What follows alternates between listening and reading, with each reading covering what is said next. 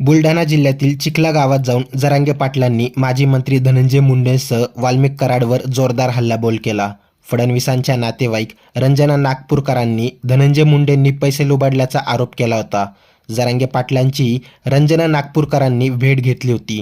त्यानंतर काल बोलताना धन्या मुंडेने पैसे लुबाडले, किती जणांना लुटणार असं म्हणत जरांगेंनी धनंजय मुंडेंची पार काढली. नेमकं घडले काय ते सविस्तर पहा. त्यापूर्वी चॅनलवर नवीन असाल तर चॅनलला सबस्क्राईब करून बेल आयकॉनवर क्लिक करा. आणि यांनी ते नेते त्यांचे दोनच आहेत, लाभार्थी टोळीने दोन नेत्याच्या आणि त्या काही त्यांच्या चांगल्या जातीच्या इतकं मळर आणलंय ना आता हे त्यांचं सुद्धा ऐकायला तयार नाही का त्यांचं पण. यांनी त्या दोन्ही नेत्याला बरबाद केलं आणि आता जातीला बरबाद करायला निघाले. हे सत्य आहे, पण ते नाकारीच आहे. बाकीची टोळी नुसती ती आता ते फक्त लिहायच्या कामात राहिले. हळूहळू हळूहळू सगळे मोक्यात घालतो यांना ठोक नाही. आता यांनी इतका अन्याय केला ना तर नागपूरच्या मी जातीवरती असतो ती माऊली मायाकडे आली असती नागपूरची, ती ब्राह्मण समाजाची देवेंद्र फडणवीसची सगळे सोयरी थेट अंतरवाली इथं तिथं नाही. तिलाच पैसे लुबडलं त्याने. किती खातोय काय खातोय, जरा केळ खाय ना तिकडे थोडे गोटे खाय. केळा म्हणजे हे केळा आपला आजर भाई अकबर भाई त्यांच्याकडे असते ती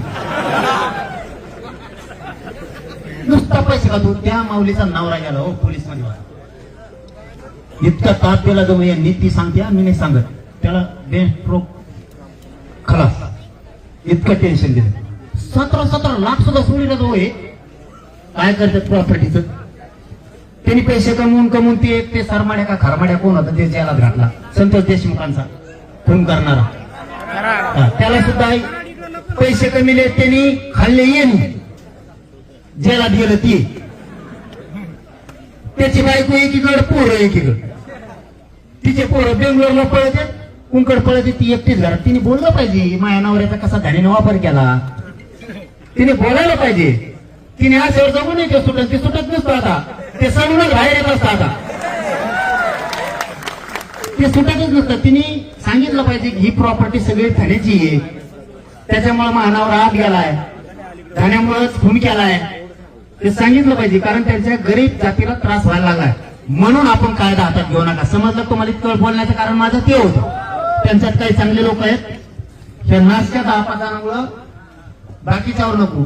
आणि जर नाहीच गुन्हे झाले तर 25 तारखेनंतर ठरवू काय करायचं. मग आपण दाखवू मराठी कशाला म्हणतो. यावर आता तुम्हाला काय वाटतं ते कमेंट करून नक्की कळवा. व्हिडिओ आवडल्यास लाईक करा, शेअर करा, सबस्क्राईब करा आणि बेल आयकॉनवर क्लिक करा.